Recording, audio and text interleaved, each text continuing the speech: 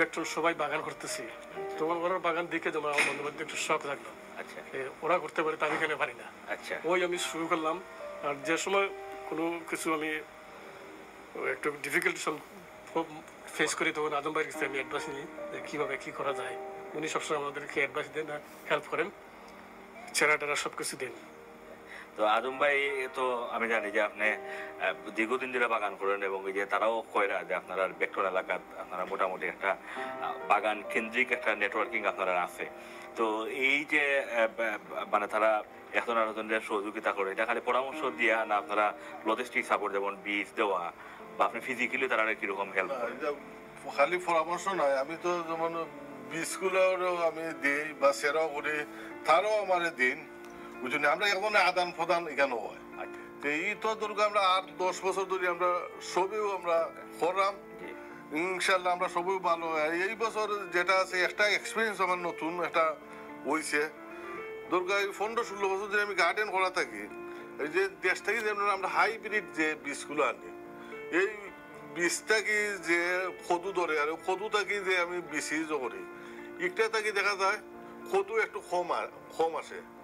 তখন আমি বাংলাদেশের জেলার কাছ থেকে আমি বীজ আনি, তারার লোকে যোগাযোগ করলাম। তারা কইলো হাইব্রিড কদু থাকি যেগুলো আপনার দরকার ফলন কম হয়, হয়তো 4টা-5টা কদু ধরে, একটার প্রমাণ আমি একটা পাইছি। এবং আমার এখন কৃষি অফিসার আছে, আমার এখন বন্ধু, তার সাথেও আমি এরা বলতে ওই যে কোনো সময় হাইব্রিড থেকে আপনারা বীজ করলে তো নাই। আমি দর্শকরা কইম হাইব্রিড থেকে আপনারা আমরা যে বীজ করি একটা তো নাই, কিন্তু আমরা যে গ্রামও যেগুলো আমরা করি, আমরা মাছ আছি যেগুলা আমরা গ্রামের যে কদু যেগুলো আছে ওটাতে যদি বীজ আমরা রাখি সেটা প্রচুর কদু ধরবো। প্রিয় দর্শক, এটা একটা খুবই ইম্পর্টেন্ট একটা অ্যাডভাইস। আপনারা যারা দীর্ঘদিন ধরে আসলে বাগান করেন এবং আজম ভাই তানের অভিজ্ঞতা থেকে এটা একটা জিনিস খুব গুরুত্বপূর্ণ একটা জিনিস তুলিয়ে আনছেন।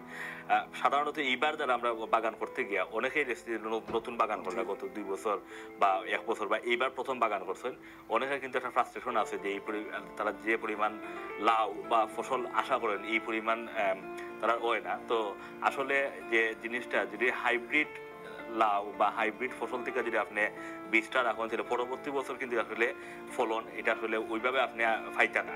আর ও হাইব্রিড থেকে যদি আপনি এরপরে আবার আপনি বীজ করেন, এর পরের বছর হয়তো আপনার মানে একবারই আপনার ফসল হইতো না। তো সবসময় চেষ্টা করবা যে যদি হাইব্রিড দেওয়া করেন তাহলে প্রত্যেক বছর নতুন বীজ দেওয়া করা। আর যদি আপনারা বীজ কালেকশনই করার চেষ্টা করেন, তাহলে একবারে গ্রামও বা নিজের বাড়ির যে ফলনটা হয় ওইটা থেকে যদি আপনারা বীজ সংগ্রহ করেন, তাহলে আপনারা এক্সপেকটেশন অনুযায়ী রেজাল্ট পাইবা। তো ধন্যবাদ আদম ভাই, খুব সুন্দর একটা অ্যাডভাইস আপনি দিয়েছেন। আর একটা জিনিস যেমন আছে বর্তমানে যে বিআইটিসি যে আমরা বাংলাদেশ থেকে যে বীজ গবেষণা কেন্দ্র থেকে যে বীজটা দানুল বীজ দেয় বাংলাদেশ, কিন্তু আমরা চাষি হলে দান ফলানির বাদে একটা থেকে কিন্তু এই বীজটা তারা সংগ্রহ করেন না, আবার নতুন ভাবে তারা কাছ থেকে সংগ্রহ করা লাগে।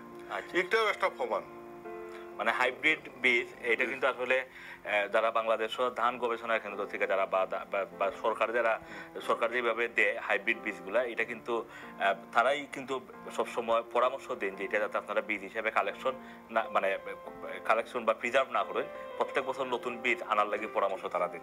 তো এটা একটা গুড ফাইন্ডিংস। আসলে আপনি দীর্ঘদিন ধরে বাগান করার কারণে আপনি এটা বার করতে পারছেন চিন্তা ভাবনা করিয়া। আপনার অসংখ্য ধন্যবাদ।